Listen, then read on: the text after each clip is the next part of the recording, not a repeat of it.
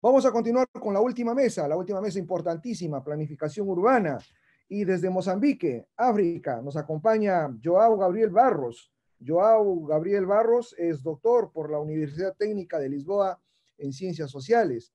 Tiene las especialidades de desenvolvimiento socioeconómico en políticas públicas de transporte ferroviario de pasajeros y actualmente es profesor de la Universidad Joaquín Chissano en Maputo, la capital de Mozambique. Y desde Centroamérica también está con nosotros Jesús Mayovanex Suazo Paradís, él desde República Dominicana, desde Santo Domingo. Jesús Mayovanex es arquitecto de la República Dominicana, máster en urbanismo sostenible para la Universidad de Salamanca de España. Actualmente es el director de planeamiento urbano en Santo Domingo, que es la capital de la República Dominicana. Ha elaborado múltiples estudios e investigaciones de carácter físico, social, económico, cultural, diferentes proyectos en rehabilitación de barrios, planes reguladores, reglamentaciones normativas, zonificación, edificaciones, espacio público y viabilidad. Ambos moderadores van a tener a cargo la conducción de la última mesa de esta tercera jornada y quinto Congreso Internacional de Sostenibilidad Ambiental y Territorial de FISAT. El tema es planificación urbana. Recordarle a los moderadores que, por favor, al presentar a sus expositores de las latitudes que les corresponde, precisarles que tienen 12 minutos de exposición y 2 minutos antes del término anunciarles que vayan a la parte de sus conclusiones. Dejo con el uso de la palabra a Jesús Mayovanex, que me parece que es el que inicia esta presentación, o Joao. Adelante, por favor.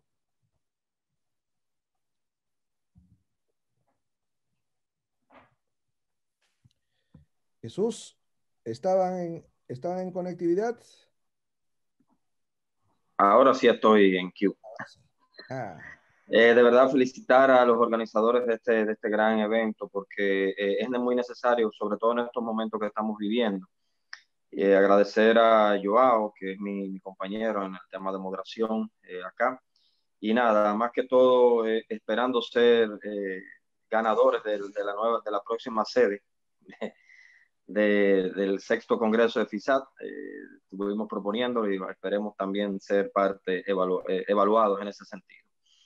Bueno, el tema de planificación urbana, básicamente, antes de darle la palabra a nuestro compañero Joao, básicamente la necesidad de poner en valor el territorio de forma alternativa, de una forma más coherente, con una visión de resiliencia urbana y sostenibilidad, es impostergable. Indudablemente es algo que necesitamos en nuestras ciudades, especialmente en las ciudades latinoamericanas. Y por lo mismo se hace necesario una nueva clase de estructura organizativa, transformando más que todo de manera continua los parámetros que rigen lo que es la ciudad mediante los parámetros globales, de la ciudad global, básicamente, que está en constante crecimiento y transformación. Esto es algo impostergable, como dije anteriormente, y el ordenamiento, planificación y control del territorio es más que todo un foco de relevancia y de distinción que estamos asumiendo lo que es la alcaldía de Santo Domingo, de alguna manera, por así decirlo, sobre todo el término de regir y de gestionar ciudad y planificación.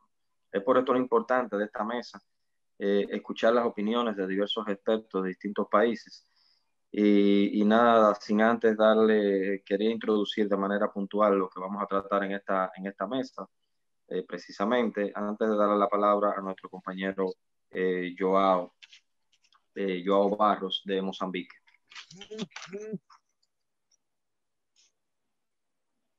Joao.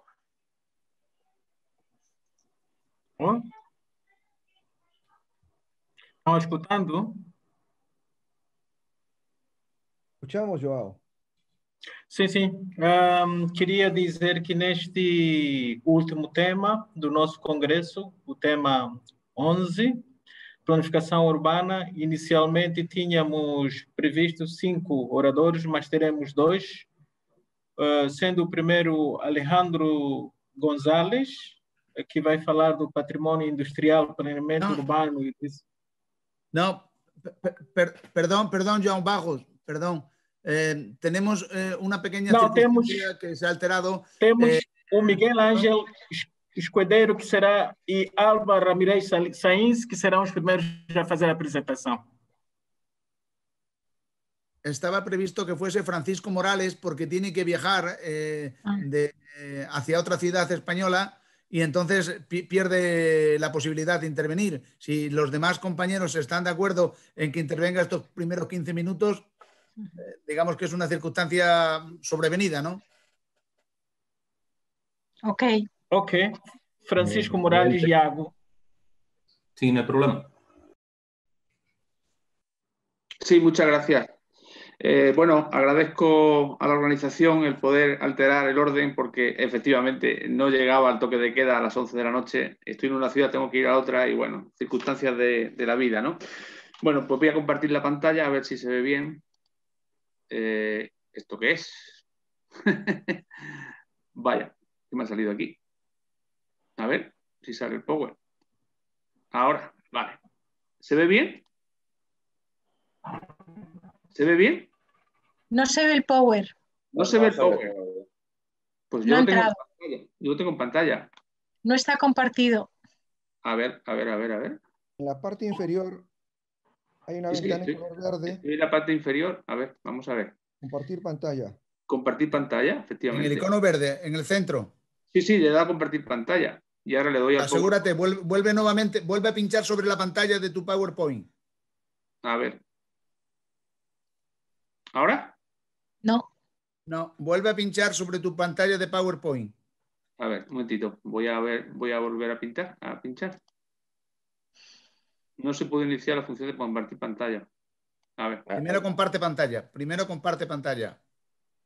Bueno, un momentito, es que he quitado el PowerPoint. A ver, voy a ponerlo otra vez en marcha el PowerPoint, perdón. Lo tenía ahí preparadito, pero no sé qué ha pasado. Vale. Primero compartir pantalla, después PowerPoint.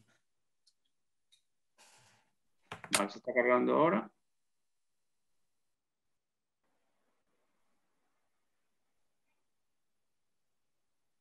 ¿No? Ahí sí. ¿Se ve ahora? Sí.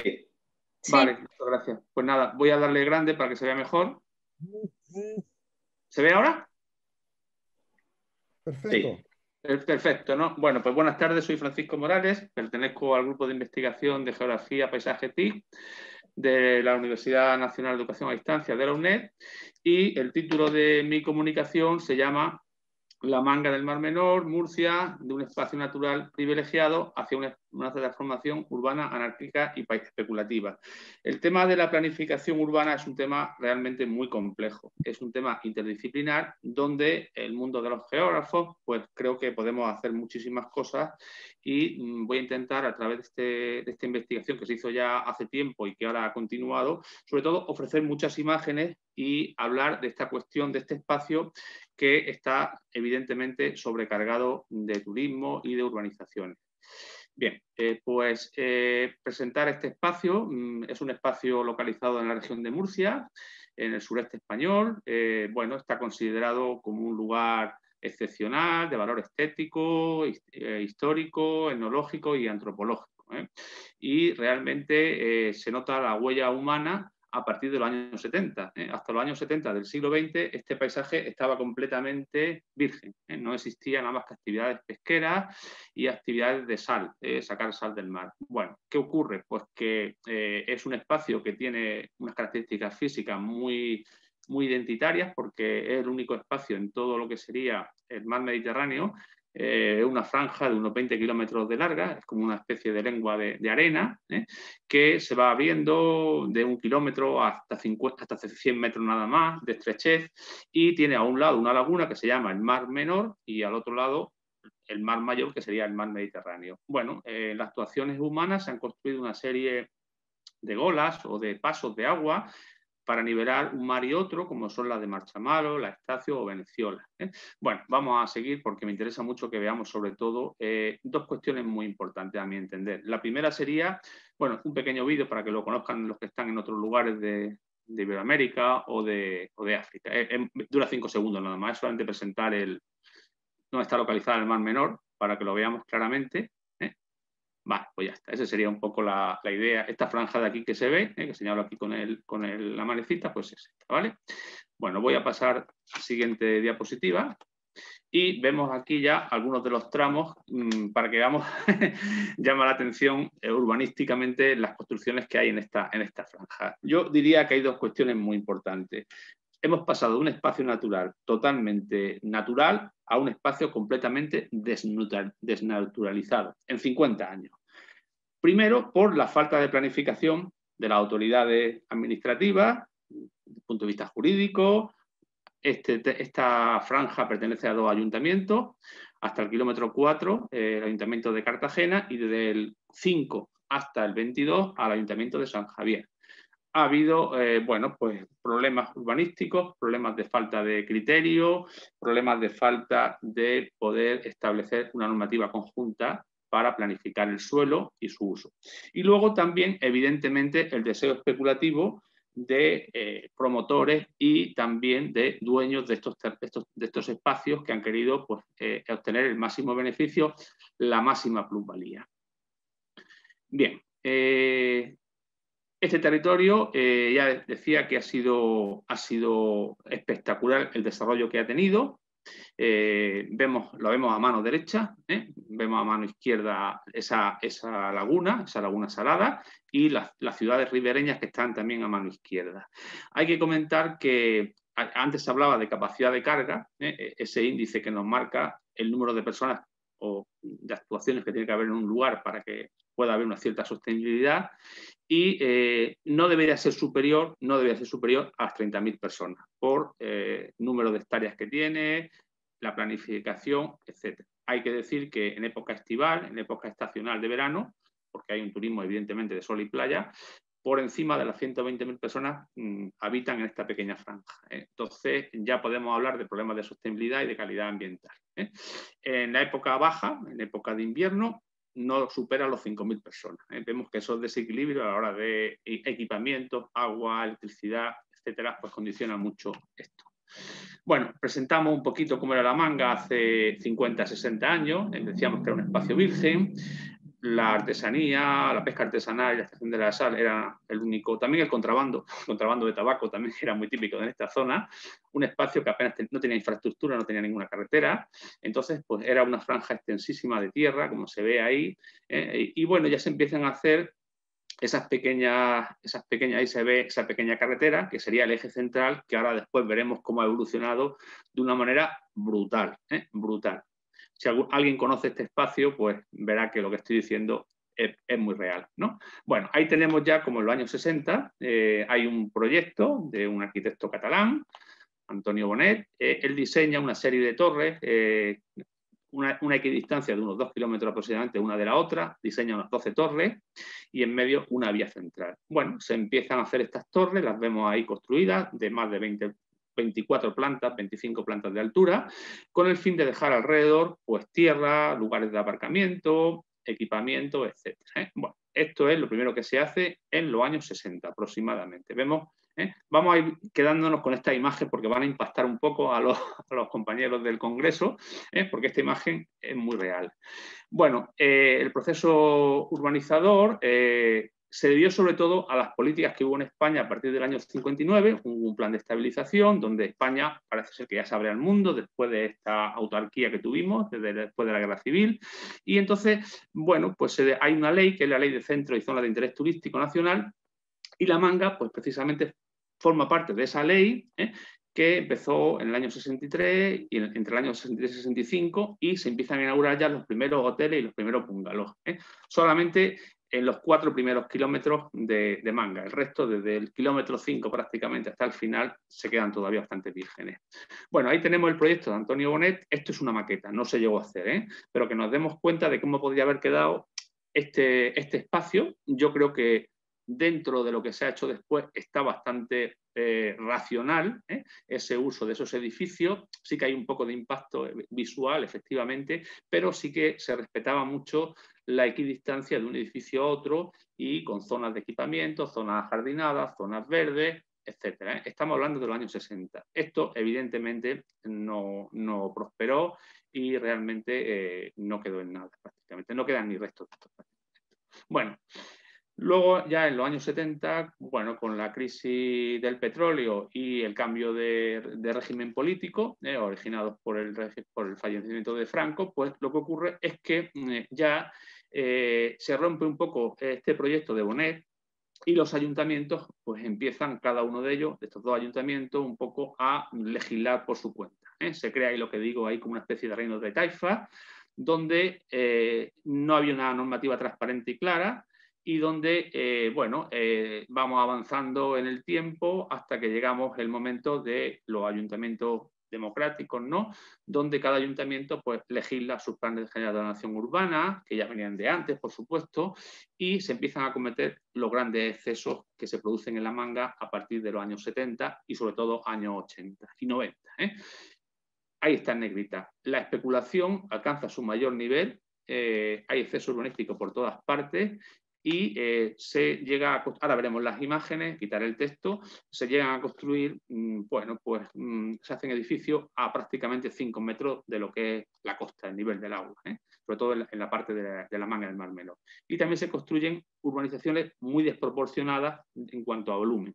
Hay que tener en cuenta que hay lugares en La Manga que solamente tienen 100 metros de ancha y no se ve a un lado y a otro el mar. Una cosa tremenda. Esas barreras arquitectónicas se ven ahí perfectamente, esos grandes hoteles que se edifican, donde vemos que hay una situación, luego hablaremos de anarquía constructiva, pues de falta de espacio, de aproximarse al mar y evidentemente si empezamos a hablar de legislación, luego hablaremos algo de ello, se incumplen toda la legislación que había, por ejemplo la ley de costas. Los mojones que habían se corren de sitio y se hacen verdaderas cuestiones que rayan ya lo estrictamente decente. Bueno, les decía lo del marco jurídico vulnerable, les decía la ley de costas del 88, y decía también las importantes presiones de las constructoras. Esas constructoras que consiguen sumar volúmenes, levantar más plantas de lo establecido, pagar esas pequeñas multas que había que pagar, pero que decíamos que no se generan unas construcciones a un nivel y otro del eje central y se ve que la permisividad está en todas partes.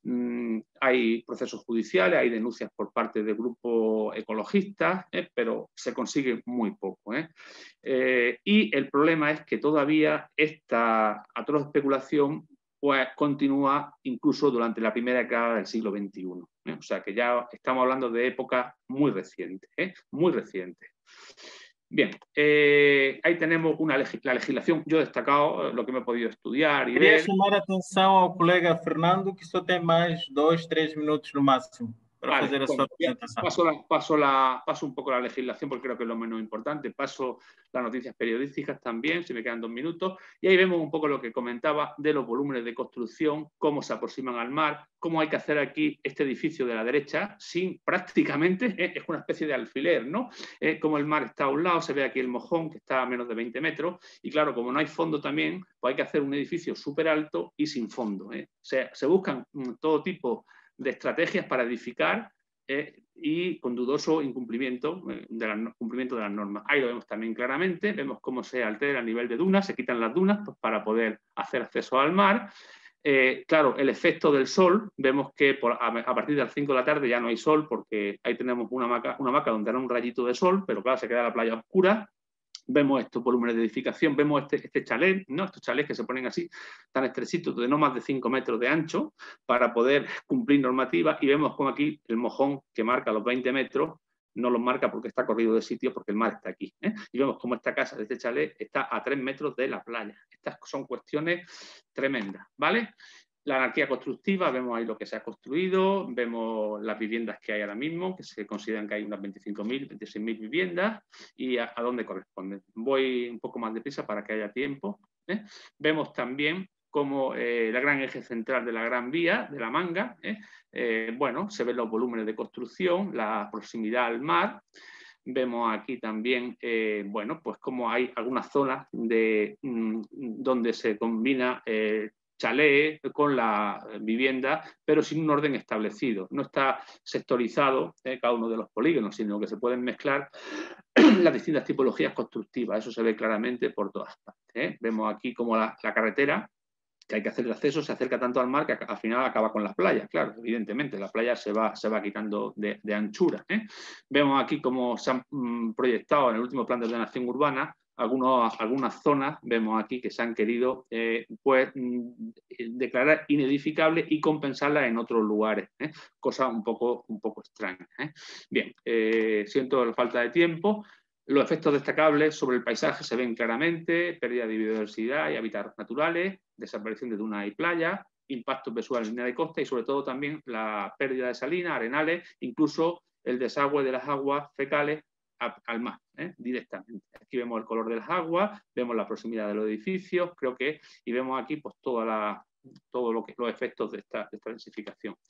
Vemos más fotografías, porque creo que son vemos alguna parcela que queda todavía por edificar, vemos el intento de los paseos marítimos. Aquí tenemos un paseo marítimo que se acaba aquí, porque aquí ya acaba la duna, bueno, lo han quitado y han hecho la playa.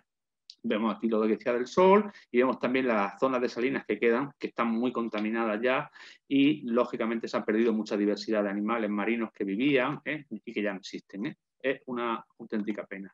Vemos aquí la especulación inmobiliaria y se hizo un estudio del precio del suelo. Vemos en todo lo que es la región de Murcia, los precios más caros de la vivienda están precisamente en La Manga y en Cabo de Palos, efectivamente, y Santiago de la Ribera, y luego en el interior nada que ver el precio del suelo del interior con la costa. O sea, se ve claramente aquí con los datos, bueno, cómo se marcan los precios del suelo. Vemos los valores medios de La Manga, también que se ha hecho un estudio, los relato aquí simplemente para que veamos el precio de la vivienda, la antigüedad que tienen. Bien, eso me lo salto todo y ya voy para terminar por el tema del tiempo, no quiero acabar. Yo lanzaría una serie de propuestas muy importantes que creo que están ahí. La aplicación de una política urbanística que frene la especulación, clara, acometer expedientes de difracción urbanística que se han hecho muy poquitos, se ha expropiado casi nada, un uso del suelo racional, donde haya calidad, porque se ha generado un turismo de muy bajo nivel, de muy bajo perfil, un turismo que deja muy poco dinero, porque es más bien un turismo de personas que viven en el interior de la región, de Madrid, si acaso, y poco más. Bueno, el acceso rodado a determinadas zonas no existe, no se ha privatizado la playa, esto es un problema interesante. Luego el tema de los transportes colectivos es ineficaz. Y la progresiva destrucción de las dunas pues amenaza los desequilibrios que hay ambientales. Bueno, creo que convendría desestacionalizar este espacio, intentar compensar los meses de invierno con los de verano. Es un problema muy serio por la afluencia que hay de personas. Es un espacio sobresaturado de personal, no hay aparcamiento, bueno, los servicios funcionan bastante mal. Y luego también hacer planes de reforma más respetuosos con el paisaje, hablar de turismo cultural y poner en marcha instrumentos ya diseñados como son los que están ahí puestos. Y yo diría, para terminar ya, un sistema de polinúcleos sostenible, unos paseos de bolsillo que serían muy interesantes hacer, unos corredores verdes que no existen, liberar el paisaje y mejorar la accesibilidad. No sé si me he pasado de tiempo, muchas gracias y creo que me he pasado un poquito, lo siento mucho. Gracias, un saludo. E graças à organização também. Muito obrigado. Um tema bastante interessante. E vamos chamar agora o segundo orador, que é o Alejandro Lopes González, que vai nos falar do patrimônio industrial, planeamento urbano, resiliência na Galícia, Espanha. Buenas tardes. Buenas tardes. Solo un inciso, disculpen. Es para corregir un pequeño error que hemos tenido. Le pusimos a usted González terminado con S por la influencia portuguesa y es con Z. Y también decir que aunque usted lo presente, está en coautoría con la profesora Paz Benito del Pozo. Quería recalcarlo desde el principio, no lo sabían los moderadores, pero yo quería insistir en ese. Discúlpenos, ese pequeño error ya está solucionado. Muchas gracias. Muchas gracias. Gracias, Julián. Muchas gracias. Bueno, pues procedo en cuanto pueda a subir a compartir la pantalla. Vamos a ver.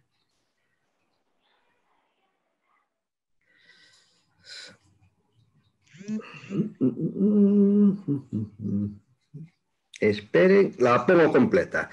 Bueno, como decía, buenas tardes de nuevo. Y lo que vamos a hablar es un poco, tiene que ver con el tratamiento, el aprovechamiento que se le da al patrimonio industrial por parte del planeamiento urbano, como una manifestación más de distintas actitudes frente a una serie de recursos que en determinadas circunstancias pueden ser un apoyo para la resiliencia, para promover la resiliencia en zonas, digamos, en crisis. O sea, nuevas alternativas complementarias de desarrollo. En este caso se trata de 2 municipios situados en las Rías Baixas de Galicia, por un lado Bueu y por el otro Cangas do Morrazo, en una comarca que se llama comarca do Morrazo, que es una península bastante estrecha que separa la ría de Vigo de la ría de Pontevedra.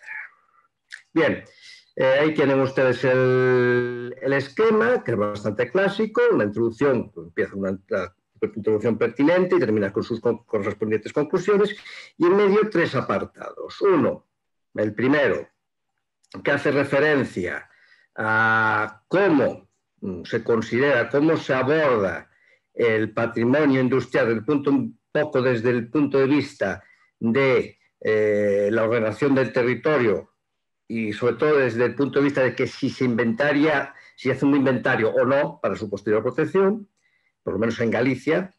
Segundo lugar, ver cómo se integra el patrimonio industrial en el planeamiento urbanístico de los 2 municipios, tanto de Bueu como Cangas. Y por último, visualizar cuál es, a partir de la praxis, cuál fue la actitud de una localidad y otra frente a este, digamos, curso que nos deja la historia. Este trabajo se vio motivado, se vio animado por varias circunstancias. Primero, se incluye dentro del trabajo de un grupo de investigación, el grupo Invester de la Universidad de León, cuyo investigador principal es Padre Nito del Pozo. Y también dentro de un proyecto de investigación, desarrollo e innovación que aborda elementos como la vulnerabilidad, la resiliencia y las estrategias de reutilización del patrimonio industrial, sobre todo en zonas que han pasado por procesos de desindustrialización, como es el caso. El caso es el Morrazo. El caso es un espacio vulnerable, ¿vale? Es un espacio vulnerable, no posiblemente de una manera tan llamativa como otras localidades de, por ejemplo, el interior de Galicia, en el sentido de que está en una zona muy urbanizada, pero sí desde que el punto de que ha perdido uno de sus principales apoyos de desarrollo económico, como es la industria. ¿Cuál es la industria? ¿Cuál es la industria en esta zona del Morrazo? Básicamente todo lo que se construye alrededor del complejo marítimo pesquero, ¿vale? Todo lo que tiene que girar en torno a la pesca. Y que gira en torno a la pesca es la misma actividad de la pesca, actividades complementarias como la de las redeiras, la fabricación de redes y aparejos, pero también la construcción de barcos y sobre todo el tratamiento industrial posterior de las capturas, ya sea en principio en sus tiempos pretéritos las salazoneras, el salazón, después posteriormente en el siglo XIX y XX las conservas de pescado en lata y lo que es actualmente, que es básicamente todo industrial congelado. Bueno, sigue existiendo conserveras, pero las más punteras son hoy en día industria del congelado.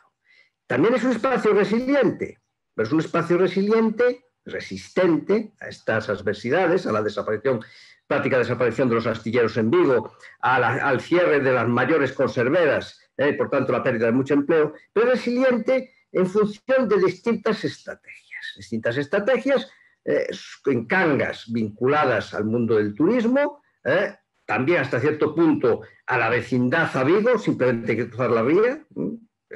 Hoy en día con la autovía do Morrazo la accesibilidad es bastante buena. Y el caso de Bueu, que es mucho más en una localidad bastante más aislada, de peor comunicación, a partir de buscar los recursos locales. Y ya, como señalaba antes, al hablar de la vulnerabilidad, es un espacio desindustrializado, ¿no? Casi no voy a repetir más ni me voy a parar más en este tema. También había una motivación empírica, ¿vale?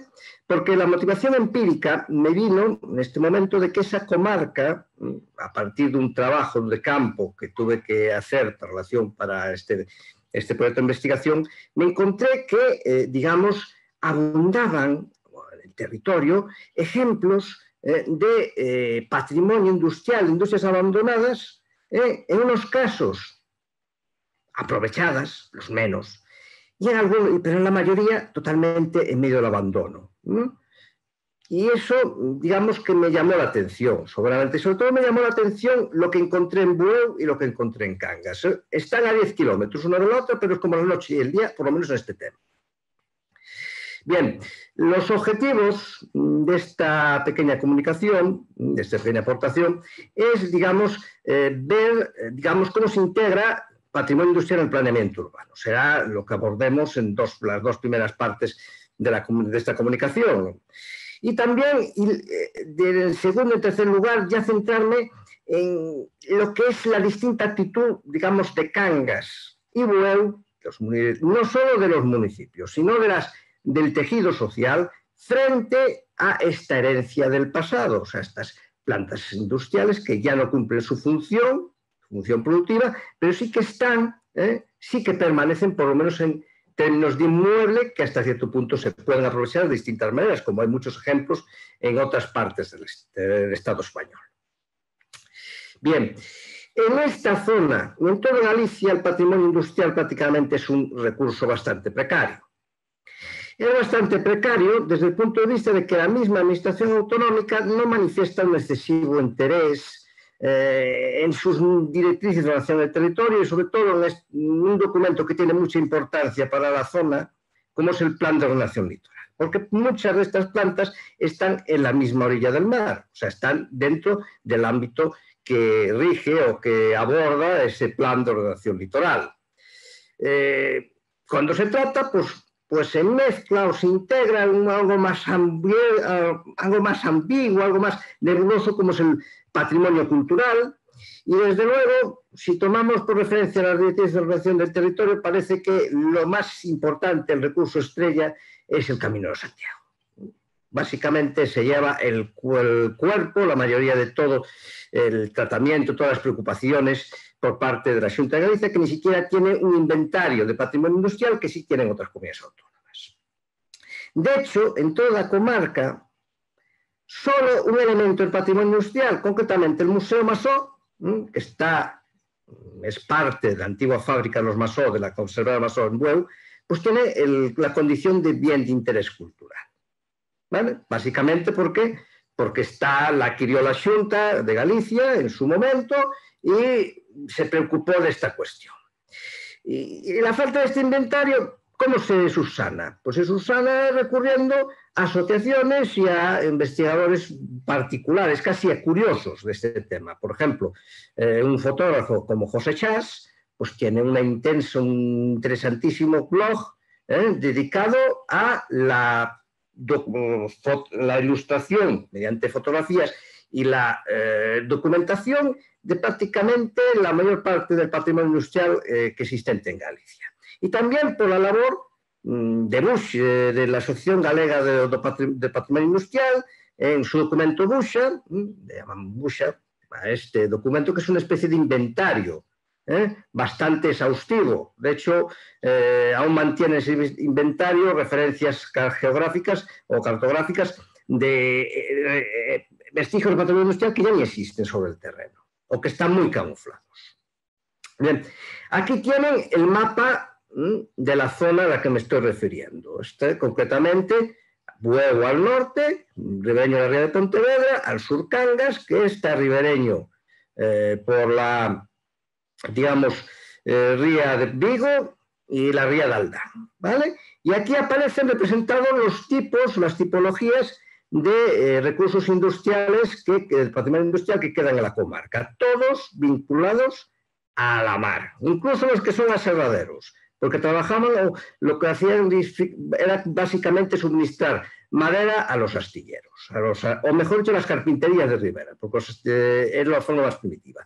Tenemos restos de una planta ballenera en Cangas, en el complejo de los Masó, tenemos ese aserradero que les mencionaba antes en el río de Ojea, en pleno centro de Cangas, tenemos un ejemplo de astillero que no es más que una carpintería de ribera, o sea que solo se dedica a la madera, barcos de madera, el astillero Purro en Bueu, y después salazoneras, que es el estadio primitivo de la industria conservera, que aparecen diseminadas por todo el territorio, son estos, digamos, puntos rosas, y después el recurso estrella, que son las conserveras, en la que destacan las que pertenecían al grupo Masó, y de una manera más anecdótica, pero sí interesante porque hubo proyectos de reutilización, la de Curbera o Meiside, en la parroquia de Canguesa de Aldán.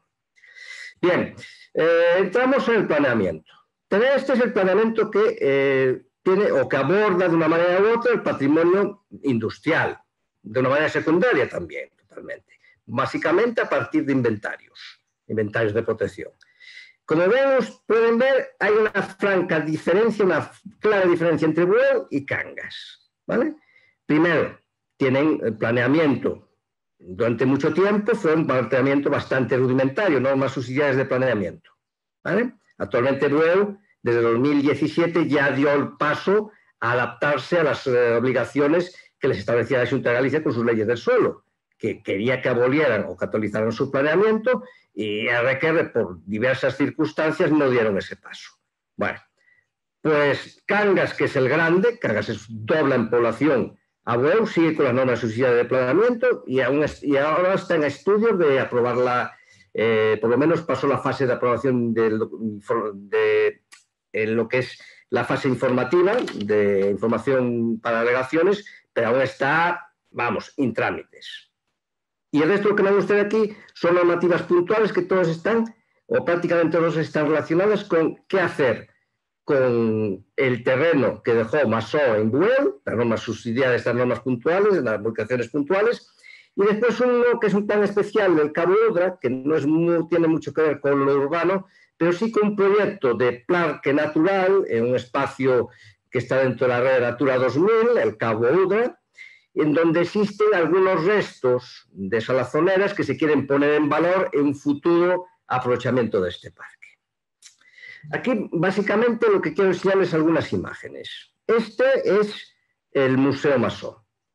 Esto es la planta noble, digamos, la nave noble de la conservera de Masó en Bueu, básicamente lo que se conservó, y que la Xunta, en el proceso de liquidación de la fábrica, en retribución a las ayudas que dio a la empresa, pues se la quedó y lo convirtió en museo. Realmente lo que hizo fue aprovechar el museo particular que tenía los Masó, que ocupaba la planta alta, pero también adecuó las naves, lo que es las naves más antiguas, la factoría. También aquí en este proceso de musealización estaba lo que era la salazonera, que fue el embrión de la planta de los Masó, la conservadora Masó de los finales del siglo XIX, pero salazoneras de principios del siglo XIX, también se musealizó, ¿vale? Está dentro del mismo complejo. Esto es lo que se hizo con los terrenos de Masó. Una vez liquidado, hubo convenios con el ayuntamiento, cerrada la fábrica, y después de muchos dimes y diretes, una gran parte se dedicó a espacios abiertos, a una gran plaza. Aquí ven el edificio del ayuntamiento, que era lo único básicamente que no era Masó dentro de esa manzana central que le conocían como el Cuarteirón. Y aquí tienen... más 2 minutos, más 2 minutos. Vale, muchas gracias por terminar rápido. Con el resto, se edificó y se mantuvo y se conservó la chimenea de la antigua fábrica. Esto es también lo que es la intervención que se hizo en Bueu sobre la carpintería de Rivera, que es el astillero do Purro, que se musealizó de una manera un poco peculiar, digamos que se ve desde fuera, no se permite acceder a los viandantes, pero se conservó por lo menos. Y esto es lo que ocurrió en Cangas, ¿vale? En Cangas quebró también la fábrica a principios de 1990, después de muchos dimes y diretes, muchos pleitos, muchas ventas, compras, ventas entre distintos propietarios que se quedaron con los terrenos de la empresa quebrada. Ahí lo tienen, una gran fábrica de los años 1940, muy estimable arquitectónicamente, pero totalmente abandonada. Sigue esto también dentro del complejo de los Masó de Cangas, las antiguas salazoneras, unas antiguas salazoneras que compraron los Masó y que reconvirtieron en edificios auxiliares, abandonado, ¿vale? Esto me lleva a las conclusiones siguientes. Primero, que tenemos dos modelos de tratamiento urbanístico del patrimonio industrial.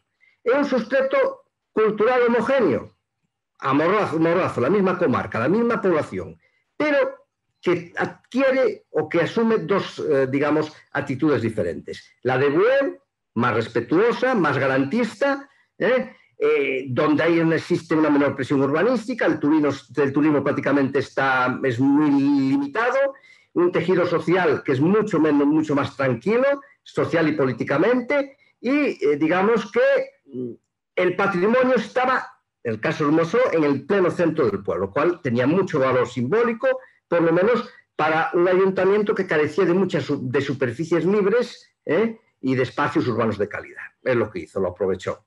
Con el contrario, en Cangas existía el fenómeno contrario, mucho más grande, más accesible desde Vigo, mucha actividad turística debido a un elevado número de playas y, por otra parte, muy conflictivo desde el punto de vista social, incluso político, porque mientras en Bueu hubo cierta estabilidad, el mismo gobierno durante mucho tiempo lleva el bloque nacionalista en gobierno, en el caso de Cangas se van sucediendo los partidos políticos que sin mayorías ni suficiente, digamos, capacidad de llevar a cabo políticas coherentes.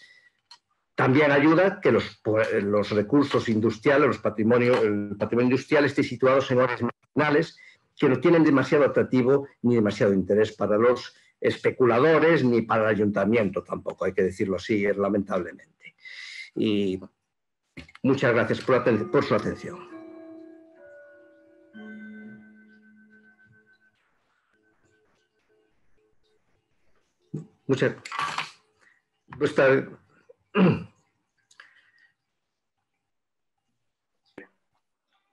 Bien, muy bien, excelente participación de nuestro anterior expositor. Y bueno, ahora falta la jornada de preguntas. Las preguntas o pasamos al próximo expositor y luego al próximo. Perfecto. Al próximo. Tiene que presentarlo Joan Bajos. Joan Bajos sí, debe hacer la su presentación. Sí, hicimos un cambio, Joao y yo, okay. para la presentación, para darle un poquito más de dinámica a esto. Bien, vamos a pasar ahora con Alexei Martín y José Manuel Jurado, tanto de Cuba como España, que nos van a presentar Constitución y el territorio hacia una configuración del modelo de desarrollo urbano. Alexei Martín de Cuba y José Manuel Jurado Almonte desde España. Todo suyo. Muy bien, muchísimas gracias. Permítame un momento compartir pantalla. Muy bien, ¿se ve bien? Sí. Perfecto, muchísimas gracias. Mire, antes que todo quisiera agradecer a la organización, a la presidencia de FISAT, en especial al profesor jurado Julián Aliceda, también a los moderadores, al resto de los presentes y a mi compañero de 100 batallas jurado, coautor de este trabajo. Antes que nada, esto no sé por qué me está pasando. No sé qué pasa. No sé por qué.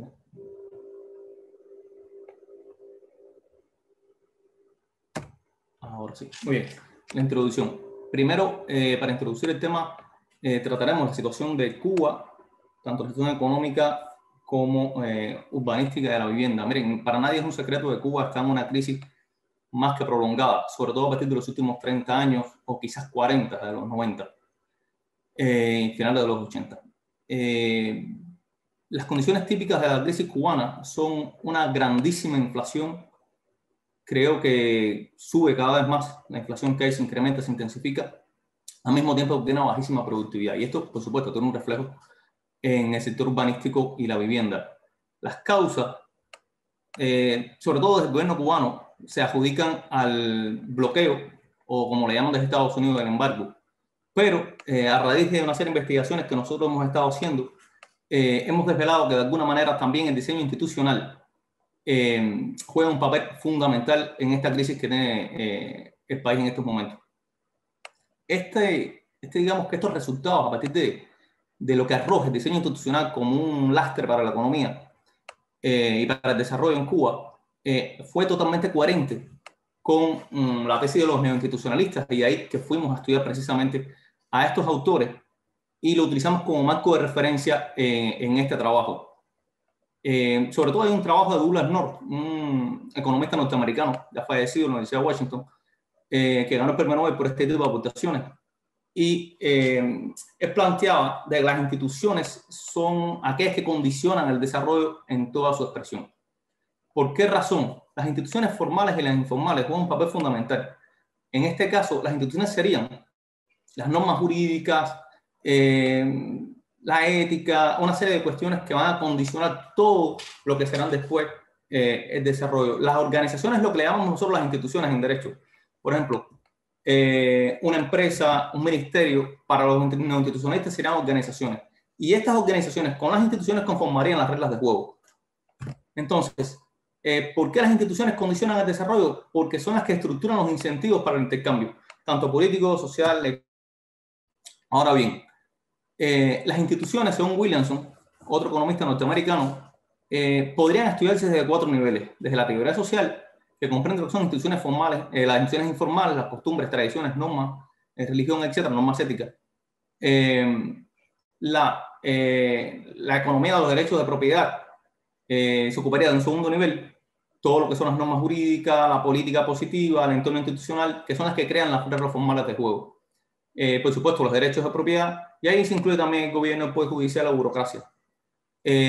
Luego, la economía de los costes de transacción. Estos costes de transacción son aquellos costes para implementar, para transar en la economía. No pueden haber intercambios en la economía si las normas jurídicas no lo permiten. Por ejemplo, en Cuba es imposible de que un privado desarrolle un proyecto urbanístico porque la legislación no se lo permite. Y esto, ahí te daremos cuenta, por ejemplo, en España o en el resto de todo el sistema, precisamente la normativa jurídica se los permite, en Cuba lo impide. Las instituciones van a determinar quién participa del desarrollo y quién no participa y de qué forma lo hace. Por eso es que condicionan el desarrollo, por eso es que condicionan los costos de transacción, haciéndolas imposibles, haciéndolas difíciles o favoreciendo. Y el cuarto nivel de la economía, como podría ser estudiado, sería lo que se conoce todo el mundo como una economía neoclásica. Es todo lo que tiene relativo a un mercado, asignación de recursos, etc. El condicionamiento es bidireccional, por supuesto. Como hemos explicado, desde las instituciones se condicionan los costes de transacción y se condiciona la economía, y viceversa, porque si el país va mal, normalmente los estados reestructuran la normativa jurídica para permitir mayor o menor actividad privada. Intervienen de manera más intensa o menos intensa. Y los estudios de la economía institucional se han ocupado precisamente de los niveles 2 y 3, o sea, la economía, los derechos de propiedad y los costes de transacción. Ahora bien, el presente estudio hace una aproximación al diseño institucional en Cuba en materia urbanística, enmarcándose en la cual la nueva economía institucional y sus conexiones con el derecho y los estudios territoriales. ¿Qué significa esto? Que desde esta investigación vamos a utilizar el derecho y las aportaciones de la nueva economía institucional para estudiar el territorio, para estudiar cómo se comporta el diseño institucional en Cuba y sus consecuencias para el desarrollo urbanístico de la vivienda. En específico se aborda lo que es el derecho de propiedad y su relación con la planificación económica y urbanística en Cuba y cómo se ha condicionado el desarrollo urbanístico de la vivienda, así como el desarrollo económico y territorial. Les pido disculpas por ir tan rápido. El problema es que como tengo solamente 12 minutos y la presentación es bastante extensa, voy a tener que acelerar el paso. Se analiza la manera en que se han conformado los derechos de propiedad en Cuba, así como su relación con la planificación económica y urbanística. Se pone sobre la mesa la situación del sector de la vivienda en Cuba.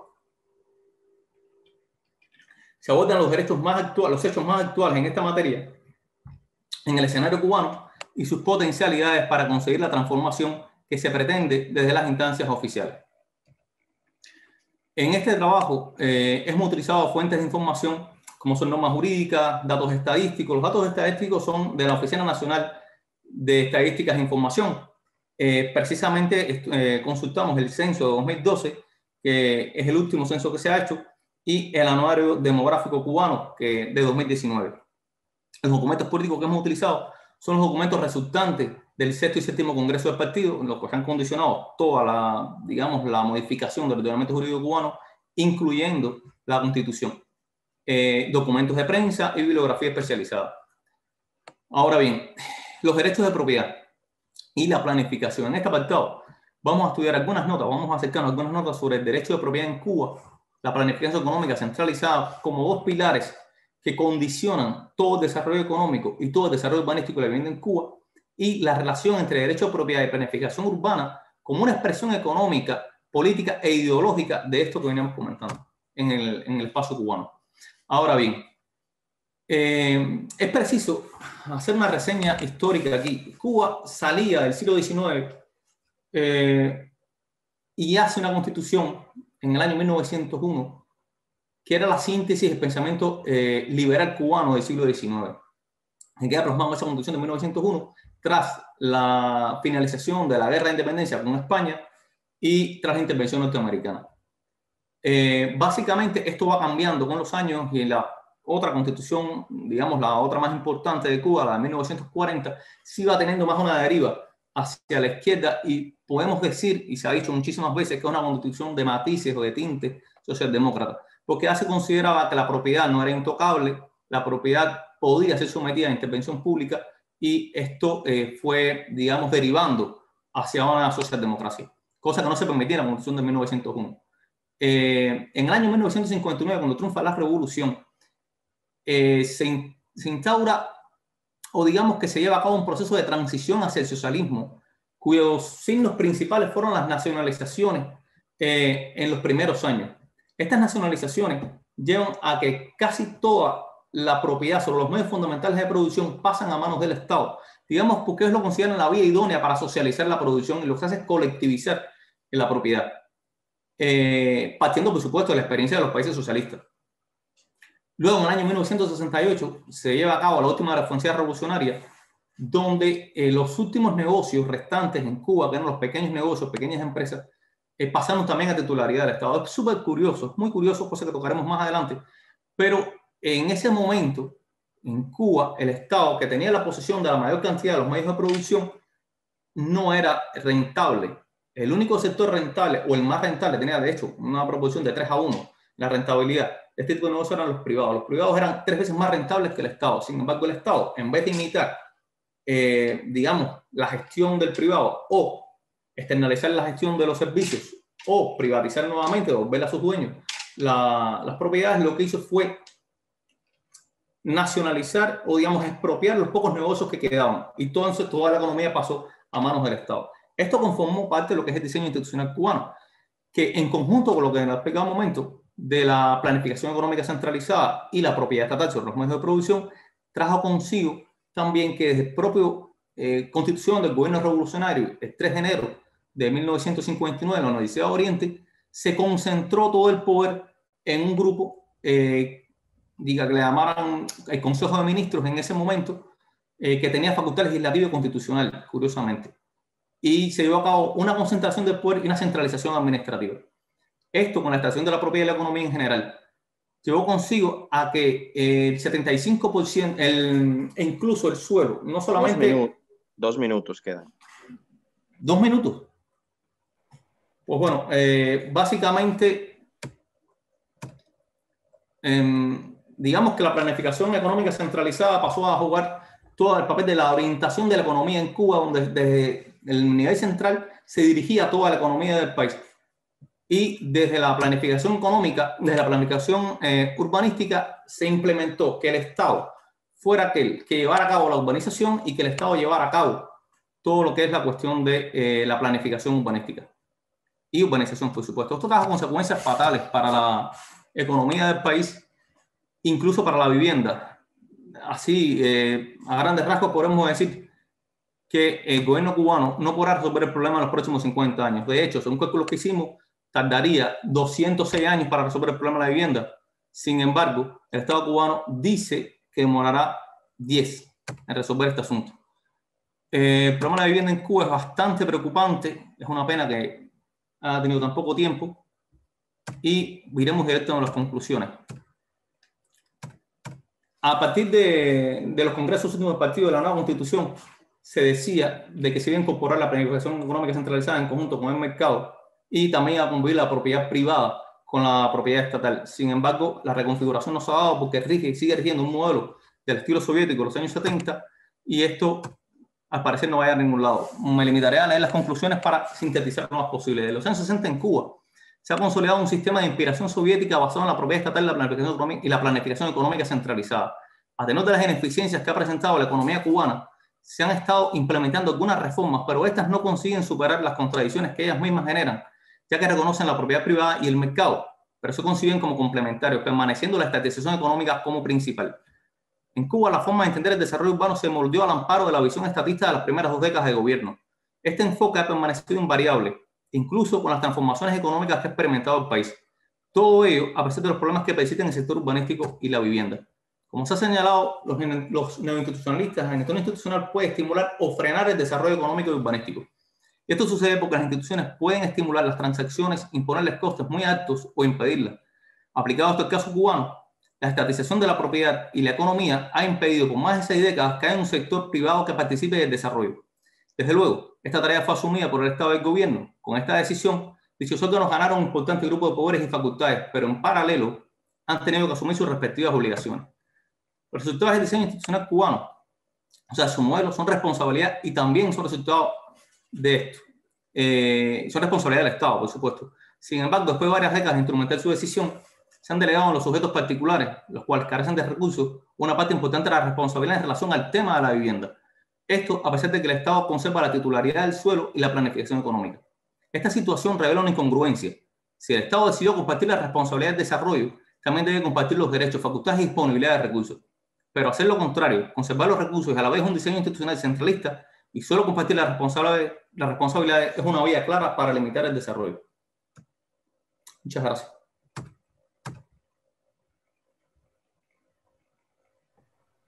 Muito obrigado, Alexei. Agora teremos a exposição dos últimos oradores deste congresso e deste tema 11, que são Miguel Ángel Escudero e Alba Ramírez Sainz. Hola, buenas tardes. Buenas noches en España, Europa, resto de África y buenas tardes en Latinoamérica. Una pequeña presentación. Muchísimas gracias a los organizadores por la oportunidad de mostrar nuestro trabajo. Voy a presentarlo yo solo porque mi compañera Alba no está hoy presente, está trabajando y no puede estar hoy presente en la presentación. Y como creo que vamos bien de tiempo, pero voy a iniciar mi presentación. Esperen un momento.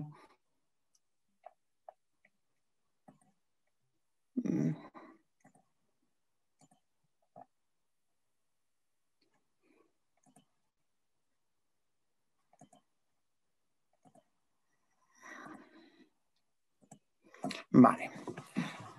¿Me pueden confirmar, por favor, que ven la presentación? Perfecto. Perfecto. Yo voy a presentar nuestra ponencia se titula La responsabilidad social en la salubridad urbana, el reto de la renaturalización del río Manzanares, que es un proyecto que estamos realizando desde Madrid Borde Sur, que es mi grupo de investigación, y este estudio lo he realizado junto a mi compañera Alba Ramírez Sainz. Yo soy doctor arquitecto en la Universidad de Rey Juan Carlos dentro del área de análisis geográfico y Alba Ramírez Sainz es ahora mismo estudiante de doctorado en la Politécnica dentro del grupo de planeamiento y territorio, el MUPUT. Bien, ¿de dónde sale toda esta idea de hablar de la relación del río Manzanares y la responsabilidad social con respecto al saneamiento? Bueno, básicamente la idea del saneamiento en esta parte de Madrid lucha porque esto ha sido una intervención continua con respecto a la disciplina urbanística. El origen de los barrios de los que vamos a hablar en esta ponencia son barrios relativamente humildes que son originariamente del desarrollismo español en un área que era específicamente industrial. Entonces, todo el planeamiento que se ha estado implantando en este área ha sido básicamente para responder a las necesidades socioeconómicas tanto en la ciudad de Madrid como del Estado. El problema que tiene este área es que está deprimida. Sin embargo, no todo lo que es pobreza, sino que se presenta una oportunidad. Si analizamos el núcleo metropolitano madrileño, vemos que la distribución de la renta está muy polarizada. Mientras que los distritos del norte, del noroeste son más o menos ricos, los distritos del sur son relativamente pobres en atención a lo que sería la renta española, que en general estamos hablando de barrios que tienen unas rentas medias inferiores a 30.000 euros anuales, incluyendo si son pareja. Exactamente, en el barrio de Villaverde y Usera también ocurre que hay una diferenciación de estas rentas. El área de estudio nos representa que la distribución de renta también es diferente, de tal manera que los núcleos más pobres se concentran en una zona muy concreta de Moscardoz y Zofío, junto con lo que se conoce como la ciudad de Los Ángeles, San Cristóbal y el propio pueblo de Villaverde. Además, esto es importante porque la distribución de la pobreza también representa el espacio vacante. Como estos barrios eran originalmente industriales, el desmantelamiento industrial que se empezó a producir tras la crisis de 1973 con el petróleo en Europa, empezó a dar de sí un desmantelamiento progresivo de la industria hasta los años 90, generando unas bolsas de suelo vacantes que ocupan actualmente el aproximadamente 40% de la superficie de los distritos de Villaverde y Usera. Aspecto muy importante porque esta es una de las factores principales con respecto a la regeneración urbana que se deben de tener en cuenta. Como tal, también podemos hablar que en la actualidad hay unos condicionantes, no solo porque estamos viviendo con el COVID, que ha sido un elemento muy representativo para continuar con nuestro estudio. Nuestro estudio de salubridad urbana está condicionado para terminarse en mayo de este año y hemos terminado una parte y vamos a seguir ampliándolo porque los efectos del COVID están teniendo unas características muy particulares en el barrio. Con respecto a las condiciones de salubridad urbana, básicamente lo que se ha identificado en todos estos distritos es que hay una deficiencia con respecto a los anchos de calle, principalmente porque es originariamente de planeamientos anteriores y no respetan lo que son los planes del Plan General de Ordenación Urbana de Madrid desde el 2005. Hay un problema con la accesibilidad muy claro con respecto a la ocupación del espacio público, hay una falta concreta de alcorques y jardineras y si lo hay una falta de mantenimiento, hay falta de permeabilidad y drenaje, incluyendo la falta de alcantarillado que funcione correctamente, hay una falta de regestión de los residuos sólidos urbanos y la acumulación de estos. También encontramos un gran déficit con respecto a las basuras indirectas que están ligadas con el civismo, específicamente con los plásticos, las basuras, los excrementos de mascotas, etc. Tenemos un problema de iluminación en unas zonas en las cuales es muy deficiente y en otras está excesivamente iluminada, generando contaminación lumínica. Y por último vemos que hay el mapa de sonoro y de contaminación acústica que es muy deficiente en los barrios más antiguos, mientras que en los barrios de edificación moderna es adecuado. También hemos analizado los condicionantes de la salubridad edificatoria en todo lo que es el entramado urbano. ¿Cuáles son las deficiencias que se han integrado dentro de la salubridad edificatoria? El primero que nos hemos dado cuenta es la antigüedad del parque inmobiliario y con tal el ciclo de vida de la edificación, que mucho de ese entramado construido está al borde de finalizar lo que se consideraría un ciclo de vida adecuado para un edificio. También tenemos un problema de accesibilidad y distribución interior, incluyendo con estancias que no tienen ventilación con el exterior o a un patio interior. Tenemos problemas con el soleamiento porque no hay tratamiento de soleamiento en estas edificaciones antiguas y muy escaso en las modernas. Vemos que hay una falta de ventilación tanto natural o forzada y hay problemas serios de eficiencia energética. En todo ello, en la actualidad, la cuenca del estado sur del río Manzanares está procediéndose un proceso de regeneración que no solo ha conllevado mejoras sustanciales en los barrios sur de Arganzuela o de Carabanchel, sino que está ahora mismo todo lo que es la cuenca del río Manzanares, en el paso por estos distritos, digamos, más o menos humildes, están representando un impacto muy positivo. Si analizamos, esta es la Comunidad de Madrid Dentro de lo que es España, esto es la Comunidad de Madrid, esto es la mancha de lo que sería el área urbana del municipio de Madrid, y esto es el barrio, los barrios dentro de los dos distritos, dentro de lo que es el área municipal de Madrid, en el cual vemos que está muy condicionado por dos vías rápidas de comunicación, que es la M30, que es la perimetral inicial de la ciudad, y el nodo de la M45, que es la segunda anillo perimetral, en el cual vemos que se encuentra el Parque Lineal. Esto es la cuenca del río Manzanares y esta es la zona de nuestro estudio. También tenemos que destacar que son áreas en las cuales ha habido un tratamiento muy específico con respecto a las áreas de depuración de aguas residuales. Y específicamente en el área de estudio vemos que se caracteriza por tener los dos centros de aguas de depuración más obsoletas de toda la Comunidad de Madrid y que actualmente se encuentran en proceso de desmantelamiento o mantenimiento. Con ello, estos son los 12 barrios que componen los dos distritos. Esta sería la cuenca del río Manzanares, donde se está actuando actualmente y donde ha habido recuperaciones parciales. Y vemos que en las recuperaciones parciales ha habido una serie de actuaciones, ha habido 21 actuaciones específicas con respecto a la neutralización. Las más destacables es la de tratamiento de aguas residuales, las del vertido de saneamiento y drenaje a la cuenca del río y por último todo lo que ha sido el movimiento de tierra con respecto a los antiguos vertideros y escombreras. También recordar que esta zona pues, era anteriormente en muchos aspectos los antiguos vertederos de Madrid o de las escombreras. ¿Cómo se ha seguido la metodología? Bueno, pues de todos estos 12 distritos se han elegido 36 casos de estudios en función de la trama urbana y de la trama edificatoria. Con ello se realizaron 36 fichas de estudio que no vamos a explicar concretamente, pero sí que se ha estado estableciendo cuál es la tipología de la edificación, el número de plantas, cuál es el ancho de calle, la dirección con respecto a la calle, la dirección del viento en verano y en invierno, el soleamiento, el año de construcción, la altura, el cañón, que es la altura que se establece edificatoria con respecto al ancho de calle, la dirección del viento en invierno y el ruido nocturno. Todos estos aspectos han sido muy característicos porque a lo largo de los 36 casos de estudio son muy diferentes. De los 36 casos de estudio se puede establecer que específicamente hay 12 modelos que pueden ser replicables en los 36. Estos 12 modelos son característicos porque son característicos por tanto la trama edificatoria como la trama urbana.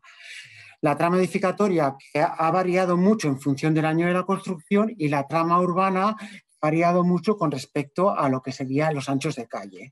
Aquí vemos una trama urbana del 86 en el cual la densidad de la edificación es bastante alta, sin embargo el cañón es más o menos no es óptimo, pero no es de los más desfavorables.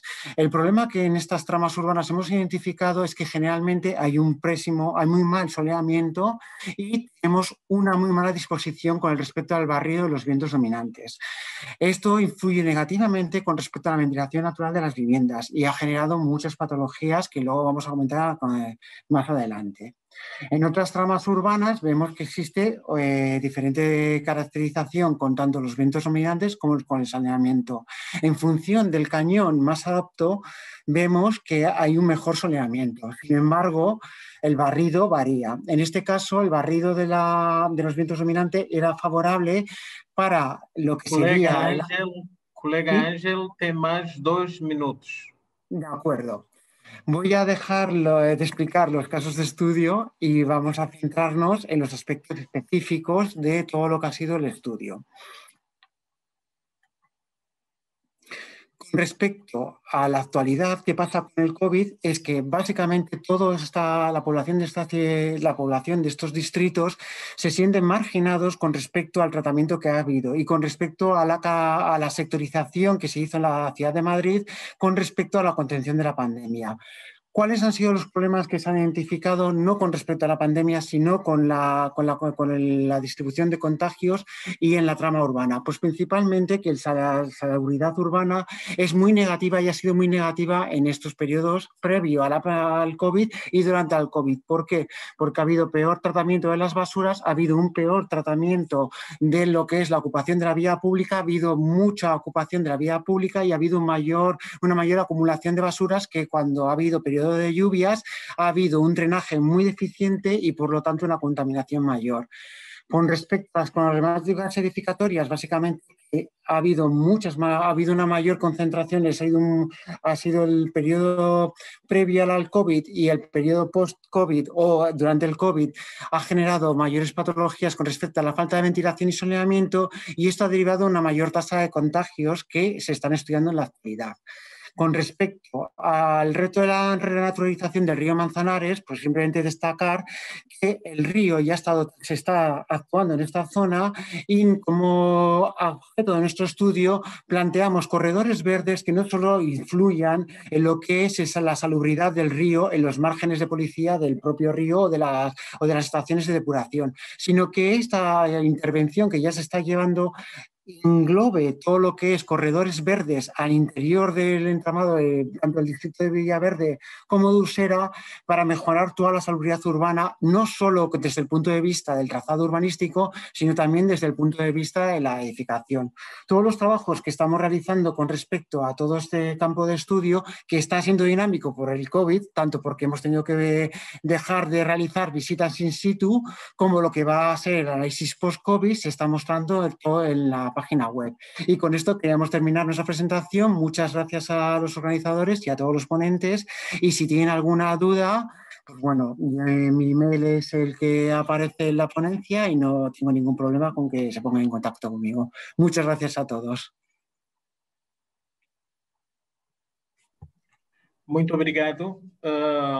Tivemos as exposições já terminadas deste último tema, o tema número 11, que tratou das questões da planificação urbana e como podemos entender com as diversas apresentações os problemas urbanos. A planificação urbana é muito complexa, visto que ela é feita num contexto em que os espaços estão sobrecarregados e que tem de fazer face a vários interesses públicos, privados, formais e informais, econômico-financeiros, sociais. Portanto, de facto, a questão, entendemos aqui que a questão da planificação urbana é bastante complexa e que não existe e não pode existir um único modelo, embora, como sempre, tenhamos tendências comuns que podem ser aplicadas nos diferentes sistemas. Então, prosseguindo, para darmos oportunidade aos que participam neste congresso, vamos permitir que coloquem as suas questões aos expositores. Se faz favor, está aberta a sessão das perguntas.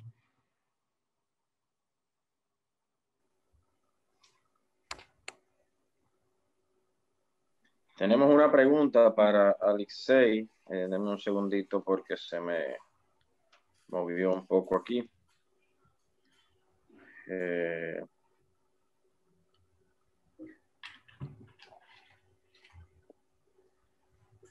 Me disculpan un segundo, estoy... una pregunta para Alexei. Pregunta sobre si la nueva constitución cubana no abriría más el modelo económico. Me avisa cuando puedo contestar. Sí, ya. Ya, bueno, muchísimas gracias. Quiero agradecer especialmente a la persona que me hizo esa pregunta porque es uno de los temas clave de la presentación y que no tuvimos tiempo de abordar ni siquiera de modo, digamos, con algún nivel de detalle. la Constitución sí recoge, digamos, una cierta apertura del modelo porque reconoce la propiedad privada y reconoce la labor del mercado. ¿Pero en qué condiciones? Y esto es muy importante. Primero, lo hace supeditando el mercado a la planificación económica centralizada. La planificación económica centralizada se aplica a los principales sectores de la economía. ¿Dónde concurriría el mercado entonces? Un mercado minorista de los privados. O sea, eso no tiene trascendencia en el urbanismo. La trascendencia es minúscula. Segundo, la propiedad privada no es lo como se entiende la propiedad privada en el liberalismo, sino que no se puede, es propiedad privada porque puedes lucrar con ella, pero el lucro está sujeto a otro artículo de la Constitución que dice que no te puedes enriquecer. Eso es incompatible con el urbanismo que genera mucho dinero. O sea, el negocio inmobiliario que se deriva precisamente de los desarrollos urbanísticos es uno de los negocios más lucrativos que hay hoy por hoy. Por eso la especulación inmobiliaria. Sin embargo, eso no tiene cabida dentro de los parámetros de la Constitución. Segundo, todas las actividades económicas del país están supeditadas a lo que es las orientaciones del partido. Eso lo dice básicamente la Constitución cuando dice que el Partido Comunista de Cuba es el órgano rector de toda la economía, de todo el Estado, toda la política, e incluso, desgraciadamente, así lo han reconocido muchísimos juristas, no soy el único que lo hace, por encima incluso de la propia Constitución, cuando la Constitución se modifica a raíz de los lineamientos del partido y no por lo que consensúa la gente en un referéndum, ni en un mecanismo dialógico, digamos, para construir una nueva Constitución. Esto es desde el punto de vista constitucional. Desde el punto de vista del mismo derecho de propiedad, tiene otro problema muy grave, y es que la propiedad está condicionada a la planificación económica centralizada y está condicionada también a las directrices del partido, que es quien, digamos, organiza la labor administrativa del Estado en Cuba, porque la administración pública se supedita también a los preceptos del partido. Y esto convive básicamente con algo que es fatal, ha sido fatal para la economía cubana, y específicamente en el urbanismo, y es que el decreto ley o el decreto 78 del reglamento de planificación física del año 78 está concebido para un modelo de corte soviético. Ese modelo es incompatible precisamente con la apertura supuesta de la Constitución de reconocer la propiedad privada del mercado. Luego, hay una incongruencia al interior del modelo que impide de que haya, al menos en el sector urbanístico, la apertura que se está preconizando desde el Estado. Es incompatible. Y de hecho, hay economistas que ya no en el sector urbanístico, hay economistas que ya en otros sectores de la economía reconocen de que el Estado está ante un reto que hasta ahora ningún otro país del socialismo real pudo superar. No han sabido cómo hacerlo y ahora el Estado cubano está ante el mismo reto. Veremos cómo lo hace, y en el sector urbanístico es mucho más complicado que en otros sectores de la economía. Muito obrigado. Uma pergunta agora para Alejandro Lopes de Paz Benito. Consideram que pode existir uma resposta similar para a intervenção sobre o patrimônio industrial?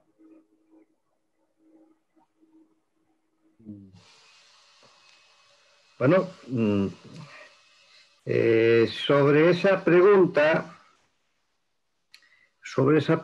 respuesta es no necesariamente. Estaríamos en este caso, ¿qué dos realidades? Una realidad que sería prescriptiva y otra que tiene que ver con la praxis. Y esa praxis tiene que ver con las circunstancias, las coyunturas en que se encuentra cada territorio. Otra cosa es que se puede afirmar que el tratamiento del patrimonio industrial, digamos que deseablemente se ajuste a una serie de parámetros, ¿vale? Una serie de parámetros que consistan en identificar en cada territorio aquellos recursos más valiosos y se puedan aprovechar. En el sentido que cada sociedad local, cada ayuntamiento, en el sentido de corpus social, de tejido social, o cada institución, municipio, pues crea conveniente, o cada empresa, si tienen cabida agentes privados de tipo societario. Pero desde luego, desde mi punto de vista, no creo que sea necesario un tratamiento similar desde el punto de vista prescriptivo. Ahí yo daría más libertad. Eso sí, lo que puede ser criticable es que en muchos municipios dejen, digamos, recursos de patrimonio industrial totalmente convertidos en nidos de abandono y degradación, que es lo que está ocurriendo en Cangas, en relación con Masó, en relación con Curbera y en relación con otras muchas antiguas factorías a lo largo de la costa. No sé si he respondido a la cuestión planteada. Sim, sim. Perfectamente, perfectamente. Não sei se há mais questões.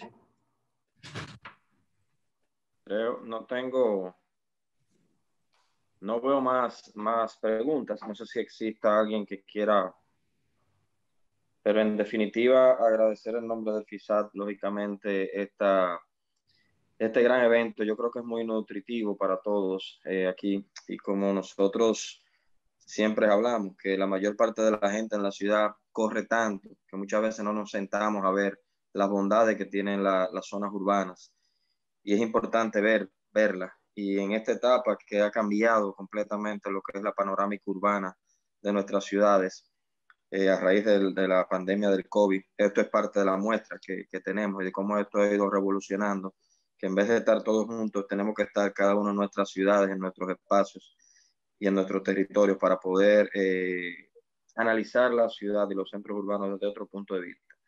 La planificación urbana es fundamental para los procesos de desarrollo, y es una responsabilidad nuestra ejercer lo que es las funciones, no solamente como planificadores, porque muchas veces nosotros como planificadores nos sentamos en los escritorios a analizar cómo deben de ser los cambios de la ciudad, pero existe una serie de realidades socioculturales que nos guían hacia dónde deben de ir estas soluciones en nuestras ciudades. Felicito nuevamente a los directivos de FISAT, tanto a su presidente Julián Mora Liceda, así como a Antonio Fernández Gerí, su director ejecutivo, por este tan importante evento, que debe de ser replicable cada año para poder fortalecer las políticas públicas con respecto a nuestros territorios, y a tener cada día más territorios mucho más sustentables y mucho más vivibles. Es cuanto por lo que es la mesa número 12 de este congreso. Les cedo la palabra al director Antonio Fernández. Muchas gracias, Jesús. Muito obrigado, Joao de Barros, de Maputo, Moçambique. Muchas gracias, Joao de Barros, de Maputo, de Moçambique. Muchas gracias, Jesús Mayovanex, de República Dominicana, Santo Domingo, que nos han acompañado en esta última mesa. ¿Verdad? Esto ha sido un evento trascendente. Hemos tenido a más de 100 investigadores en 3 días, en más de 60 ponencias importantísimos. A pesar de la pandemia, hemos podido lograr de que exista este nivel de participación, de calidad, en la cantidad, no solo, de número de participantes, y también en la calidad de las ponencias que se han presentado, con algunos pequeños inconvenientes que hemos tenido de conectividad. No han podido participar algunos, pero el 99% de los expositores con sus ponencias se han presentado durante 3 días. Nos sentimos complacidos, y que estemos en este momento en una hora quizás ya tardía en el hemisferio norte, ya llegando a las 11 de la noche. Nosotros en el hemisferio sur estamos llegando a las 16 horas, 4 de la tarde en promedio, pero complacidos de haber participado con todos y cada uno de ustedes en África, en Europa, en América, Centroamérica, América del Norte, América del Sur. En general, a todos muchas gracias, a los moderadores que han puesto su predisposición, al equipo organizador que ha estado atrás de nosotros, trabajando arduamente desde horas antes de cada día del amanecer en el hemisferio sur, y desde muy tempranas horas en el hemisferio norte hasta sus últimas horas del anochecer. Igual al equipo de organización de los consejos directivos de Europa y de América.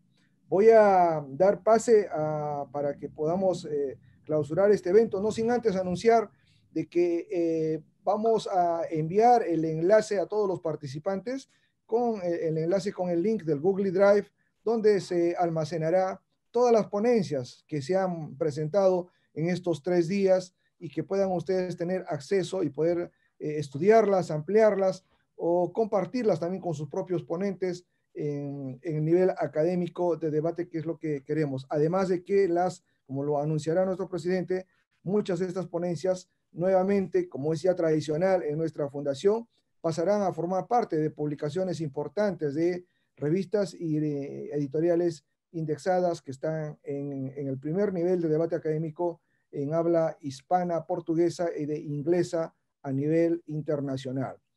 Por favor, el presidente de nuestra fundación, el doctor Julián Mora Liceda, me entusiasmo en los minutos finales de cerrar este evento. Julián, por favor, vuestras palabras de clausura de este evento, no sin antes invitarles también a todos que al final no se vayan, puedan aperturar luego sus cámaras para una fotografía grupal virtual que nos va a hacer desde la conducción y producción. Nuestros anfitriones están allí, Nancy, Mercedes, Demi. Por favor, doctor Julián Mora Liceda, las palabras de clausura en este importante 5º Congreso Internacional de FISAT.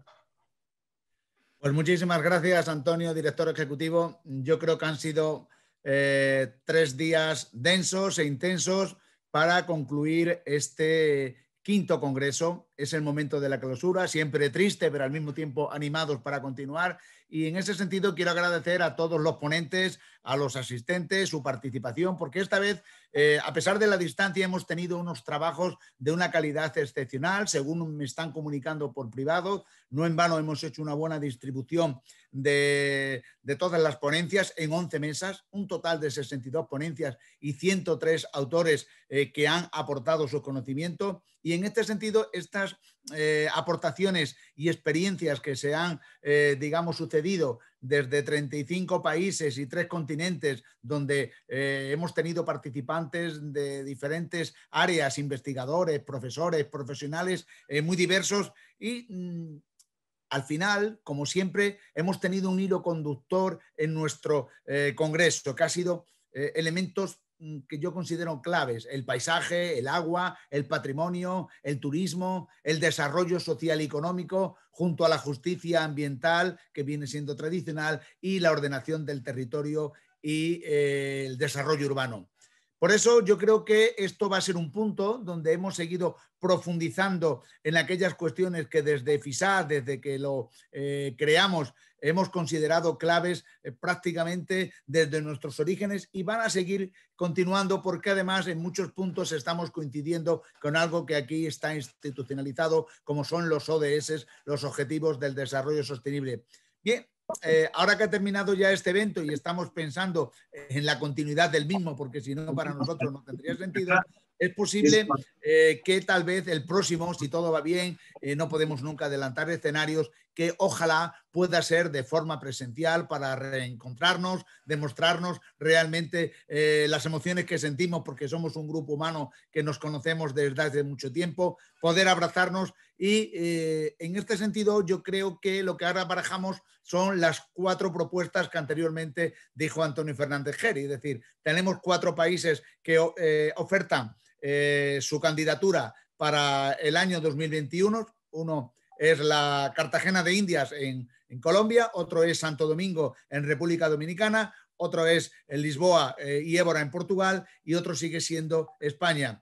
Bien, esperemos que en el primer trimestre del próximo año podamos tener tiempo para analizar las fortalezas de cada una de estas candidaturas y escoger por lo menos la que nos garantice el éxito de nuestra actividad congresual, y en cuanto lo sepamos y consideremos bien evaluado, ya les comunicaremos a ustedes cuál va a ser esa sede escogida. Y por último, para reiterar nuestros agradecimientos, creo que hay que reconocer el esfuerzo organizativo a todos los que no solo digamos, hemos estado más presentes, sino los que han estado detrás y que ya señalamos al principio, a Nancy Santibáñez por esa perfecta coordinación con Mercedes Gutiérrez, con Jacinto Garrido, con Demi Van Heyseling y también con Leslie. Bien, llegado este momento y considerando las fechas ya en las que nos encontramos, si no nos vemos físicamente, desearles a todos ustedes unas felices fiestas navideñas y desde luego un próximo y próspero año nuevo que sea de verdad el fin de esta marabunta por la que hemos atravesado con este coronavirus. A todos, muchísimas gracias y un enorme y fuerte abrazo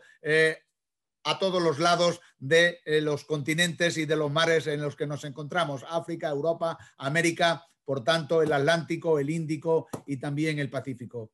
Muchas gracias y un fuerte abrazo a todos, amigos y amigas.